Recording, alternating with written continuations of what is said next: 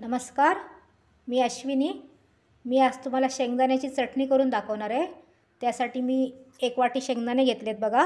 हे कच्चे शेंगदाणे आहेत, ते भाजून घेणार आहे मी चटणीसाठी. त्यानंतर मी इथं 2 कांदे लसणाचे घेतलेत सोलून आणि 2 चमचे लाल तिखट आहे आणि मीठ घेतले चवीनुसार. तर आता मी आधी हे शेंगदाणे भाजून घेते आणि मग तुम्हाला ते एकत्र करताना दाखवते. मी शेंगदाणे भाजून घेतले. हे बघा, शेंगदाणे भाजून घेतलेत. आता त्यामध्ये मी लाल तिखट टाकते. मगाशी तुम्हाला दाखवलेलं हे तिखट नाही आहे जास्त. मीठ टाकते चवीनुसार आणि लसूण मगाशी तुम्हाला दाखवलेली.